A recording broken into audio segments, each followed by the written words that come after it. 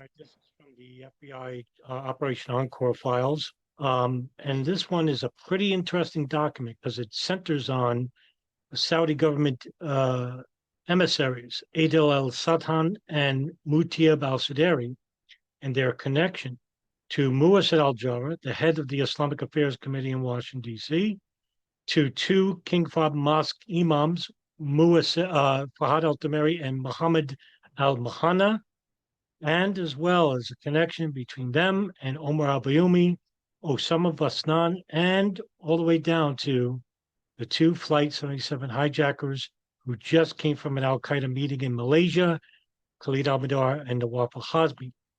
This document's entitled um, Joint Intelligence Source Reporting on Musaed al-Jarrah.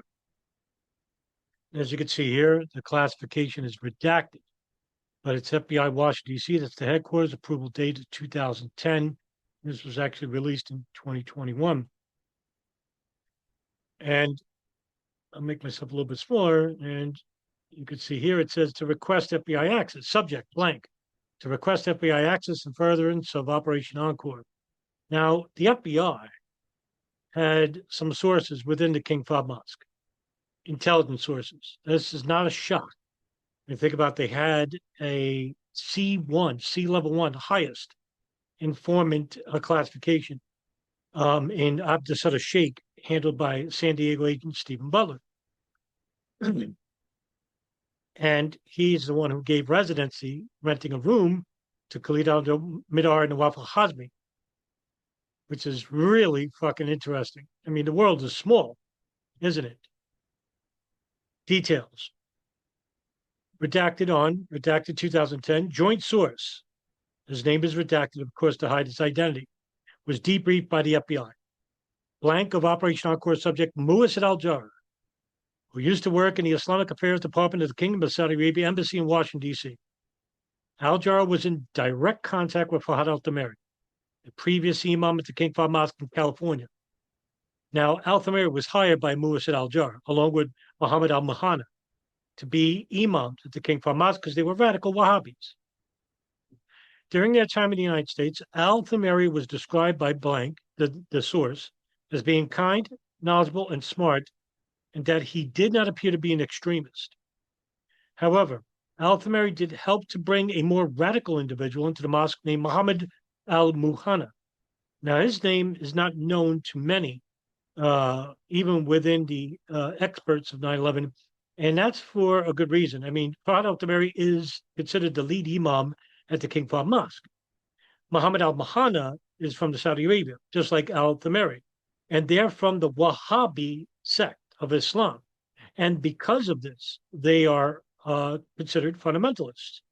These people believe in a takfiri ideology where they would, takfiri meaning that they label other Muslims like Shias and Sufis as being apostates, disbelievers, worse than Jews or Yahud in the Arabic.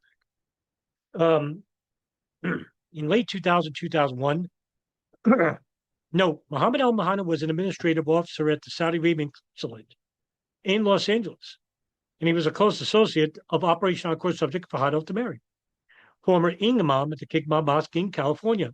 Al-Mahana departed from the United States in 2003. So Mahana worked as an administrative officer at the Saudi Arabian consulate in Los Angeles. Well, guess who worked at the Saudi Arabian consulate in Washington, D.C.? Musaed al-Jarrah, right? So I'm going to blow this up. I'm going to make myself disappear so we can read it. Now, the source recognized photographs of Operation Encore subjects Adil al-Sadhan and Mutiab al-Suderi, who were the eyes and ears of Musaed al-Jarrah in Los Angeles, and they're from the Saudi Arabian government, but was unable to recall their names.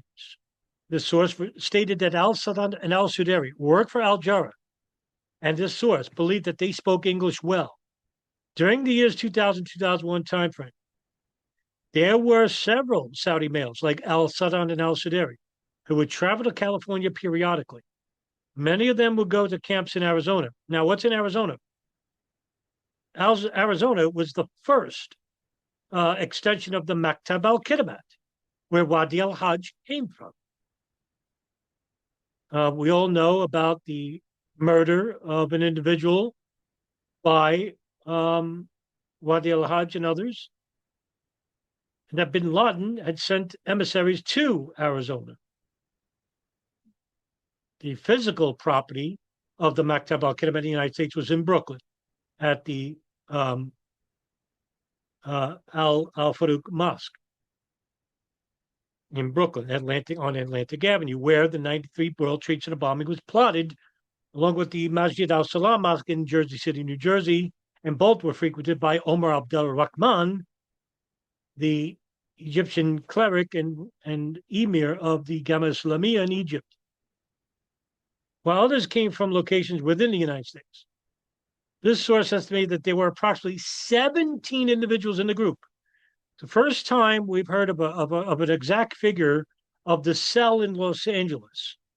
So we know that there might be approximately 17, let's just say 20, just to be safe. Al-Tamari always met them at a house to pray. Why not at the mosque? Because what's at the house? Secret conversations that can't be overheard by outsiders at the mosque. What else would it be? But not at the mosque, except for Friday prayers. Many at the King Fahd Mosque became concerned about this unusual trend. It never happened again, only when al-Mihdhar and al-Hazmi were inside the United States. And the fact that the mosque had no control over the travelers, because they were from Saudi Arabia, that's why. The kingdom, protected. The source most knowledgeable about al-Sadan, al-Sideri, al-Jarrah, and their associates during the time that these individuals were in Southern California, coinciding with events surrounding hijackers al-Hazmi and al-Mihdhar pre-9/11 activities. I mean, why else would there be many people within the Saudi Arabian government acting as consular officers? Why would there be contacts from the Saudi Arabian government with small contracting businesses, ghost employees like Dal Avco, where Omar al-Bayoumi collected a check? Where was that money going to? It was going to al-Mihdhar and al-Hazmi. Not only that, you had the former U.S. Saudi ambassador Bandar bin Sultan, also known as Bandar Bush, and his wife, Haifa bin Faisal, okay, through their bank, Riggs Bank, that was paying money to al-Hazmi and al-Mihdhar through Omar al-Bayoumi and Osama Basnan. Money was being filtered. Oh, went to pay Osama Basnan's wife for hair extensions and surgeries. Went right to al-Mihdhar and al-Hazmi. Now, you see, all this is redacted. Means the FBI thought that the public wouldn't know what's going on here. Now, note, according to his I-49 record, Abdullah al-Jarathian, I've seen his name before in Operation Encore, very sporadically. Date of birth, blank, 1961. Country of citizenship and residency, Saudi Arabia. Passport number, blank. Traveled by air to port of entry on New York on December 12, 1999. What was going on in December of 99? A setup for the meeting in Malaysia in January of 2000. The NSA overheard what?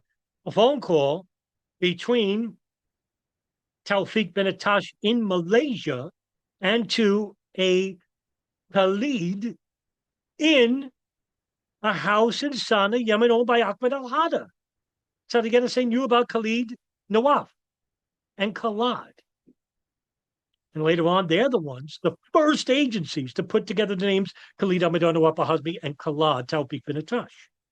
This information was withheld from the CIA and as well as the FBI. Why? What operation was the NSA running? We knew about the Saudis and CIA operation. Al-Jarathian continued to Los Angeles, listing Holiday Inn Los Angeles as his intended destination. Al-Jarathian and Operation Encore subject Omar al-Bayoumi checked into a Travelodge hotel together in Culver City, California on December 20th, 1999. Less than 2 weeks later, the arrival, 3 weeks, the arrival of al-Mihdhar and al-Hazmi. They come to the United States on January 15th. They were at the meeting between January 5th and January 8th. And this Travelodge hotel was reportedly often used by the King Fahd Mosque to house visitors.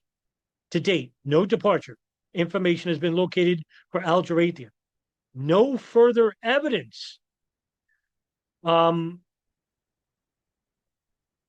Disappear of his presence in the United States or overseas exists. It is possible that Abdullah al-Jarrah is a fictitious name. Interesting. Who could that be? It had to be someone very important to hide his identity. That he come into the United States in December of 99 and don't know when they leave? I mean, see, all this is redacted. Consequently, the FBI is seeking to immediately conduct a joint interview with blank for blank purposes facilitated attended by blank. The FBI is willing to conduct, all this is redacted, right? The FBI is providing the information to your agency for lead purposes. Authorization for further dissemination to others, U.S. government agencies, and to foreign governments must be provided by FBI headquarters. And of course, this was withheld from the PENTTBOM investigation. Why? Because the State Department doesn't want you to know that the Saudi Arabian government, at some level, even though we have minimal, but it still is some level of participation in providing and facilitating logistical and financial support to two known al-Qaeda operatives who were involved with the 9/11 attacks and the East Africa bombings and the USS Cole bomb and gun running as well. Khalid al-Mihdhar, Nawaf, al-Hazmi, known to the Saudi Arabian government, known to the Mahabet, the Saudi intelligence arm, headed by Prince Turki al-Fayed. All right, very important document here, and it's really important to know that the public has to know that this was withheld from them for many years, and it wasn't until these FBI agents. Robert Gonzalez, I'm sorry, Gonzalez, his last name, I forgot his first name, Jose Gonzalez or Rodriguez. I forgot, damn it, I forgot. He's the one who was responsible for spearheading the Operation Encore investigation. And forgive me if he's ever watching this. I'm bad with names. I'm getting really worse now with names. But, we wouldn't have this information if it wasn't for him and the other FBI agents that were not satisfied with the minimal participation from the state government regarding Saudi Arabia and their culpability in these attacks. And we still cover up for them, even at the behest of the 9/11 victims' families who deserve so much better. All right, guys, listen, thank you very much for tuning in. See you in the next video. Take care.